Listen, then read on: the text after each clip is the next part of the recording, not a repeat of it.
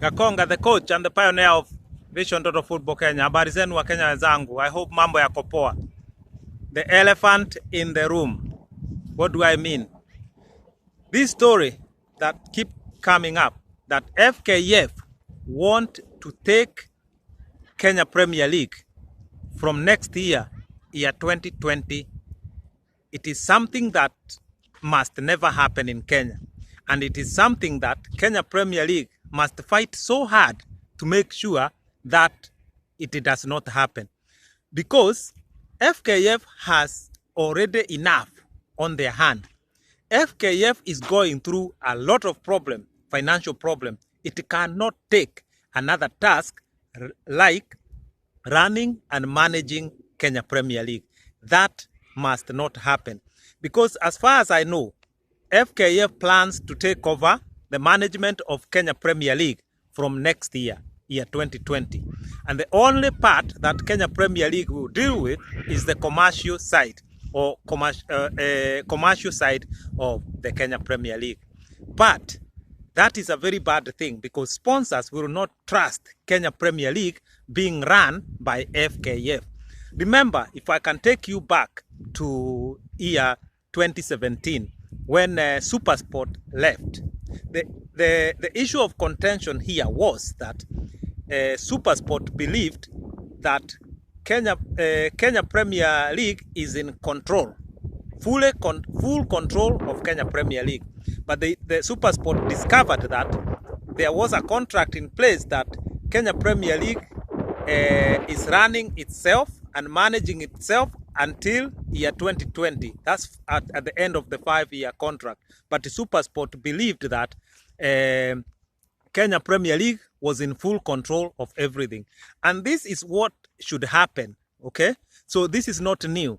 If we want our league to succeed, we must make sure that Kenya Premier League runs itself, manages itself, and manages its commercial side. That will help our league to be trusted by sponsors in Kenya and the world over. That is what must happen. And Kenya Premier League management team must fight so hard to make sure that FKF does not control or take any part of Kenya Premier League. What I have heard and what I have read in the media is something that I trust. That Nick Mwendwa said that the Kenya Premier League management office will be based in Kasarani, where FKF office is based, and a new team or officials are going to be made or to be crafted from FKF to run Kenya Premier League. And then Kenya Premier League will have an independent chairman. Yeah, that is a bad idea. The chairman of Kenya Premier League must always come from the 20 clubs because those are their clubs. And to have an independent chairman, a chairman who chairs the meeting regarding the business that he's not part of that business is an idea that should never work in that. Because the CEO is an independent person. That is clear. Kenya Premier League should always have an independent CEO. But the chairman must be somebody who has a stake in Kenya Premier League. So, because it will be one person who comes from one of the 20 clubs should always be the chairman. But the idea of the chairman having to come from the club that has won Kenya Premier League title, that has been a very, very wrong idea for a long time. Every year, the Kenya Premier League clubs should vote for the next chairman. At the end of the season, that's what they should do every year. This will give Kenya Premier League clubs a chance to have different fresh ideas coming into the management all the time. Yeah, that is what should happen. This idea where I think Ambrose Rachier has been chairman for a very long time. I don't know how Kenya Premier League agreed on this, but it is one of the worst ideas I have ever had. Every year, the 18 club must vote a chairman. Every year they must do that. Therefore, there are many people with good idea within Kenya Premier League, but they have been not allowed to become chairmen, who can make good ideas. This is perhaps might also tell why Kenya Premier League, has been in the wilderness for a very long time. Kenya Premier League need to grow very quickly. But being taken over by FKF is going to kill Kenya Premier League for good. You can take that to the bank. Because FKF was dealing with the National Super League. And just a while ago, I saw a story, and it's not a story, this is the truth, that FKF has told the National Super League teams that they must now pay for the referees who officiate the games. But on the other side, FKF want to take over Kenya Premier League, and deal with the issues of Kenya Premier League. That cannot happen. FKF must remain the governing body. FKF is the regulatory body. So we cannot have FKF running Kenyan Premier League affairs, while at the same time, it is the regulatory body. That cannot happen. It will not happen in Kenya. Believe me, take my words, it will not happen. If that come to happen, Kenya Premier League must not just deal with FKF, they must also bring FIFA on board. The only time this can happen is if Kenya Premier League has failed totally in what they are doing. I believe Kenya Premier League has not failed. They are facing challenges, but their challenges are way less than those of FKF. FKF has no room and has no room again for another task. Let them run other leagues in the country. They have failed to do that. They have failed to run the women league properly. They have failed to put a better youth league system in the country.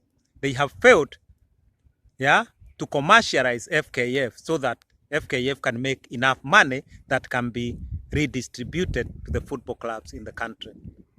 FKF should not take 15% from Kenya Premier League deals. FKF, in fact, should be giving Kenya Premier League some money that they make. And the rest of the leagues in the country should be benefiting from the FKF. It is not FKF that should be taking money from the other small leagues and clubs. That is for sure. So my fellow Kenyans, we need to face the reality. We need to understand why all the time we keep talking about English football. We keep talking about English Premier League. Why English Premier League keep doing so well? It is growing by 70% every year. It is started from a 2 billion sponsorship deal in 1991. Today, it is a 1.8 trillion sponsorship deal. It has grown so quickly, and it grows by 70% every year. Our Kenya Premier League has never grown twice. That is dangerous. That is serious. Imagine, I keep saying this, the 20 English Premier League club, their sponsorship deal that they are sitting on right now is 1.5 trillion Kenya shilling. On the other side, Kenya Premier League has no money at all. Sponsors are going. So what we must do is we must start doing things in a different way. FKF is suffering. FKF is not making money. Listen to this. Scotland Football Association makes, in 1 year, it makes 3.5 billion Kenya shilling. And the population in Scotland is 5 million people. Ireland, population 4 million. The Ireland Football Association makes 4 billion Kenya shilling per year from a population of 4 million people. English Federation here in England, it makes per year 350 billion Kenya shilling. The federation itself. And the population here in England is 55 million. In Kenya, we are close to 50 million. FKF cannot even make half a billion. We must start to understand that our football is facing the wrong direction. We have been traveling facing the wrong direction for far too long. We must now make a U-turn and understand that unless we do what I keep saying, implement Vision Total Football Kenya, change our football system, restructure our football, reform our football totally, send FKF home, our football will never get better. We shall continue to beg. We shall continue to have coaches who cannot even afford to travel. We are going to continue having players who are not paid enough, having legends who die poor. This is because, and this is as a result of our Kenyan football system. We cannot keep kissing English football forever. We must understand what we are doing wrong, and we must correct it soon and very soon. Guys, my dear brothers and sisters, do we need to be colonized again so that our football can be restructured and sorted by the English? No, we must swallow the reality and do the right thing. At this point in time, we must know what is right for our Kenyan football. We must know what is right for us to do. But we keep doing things the wrong way.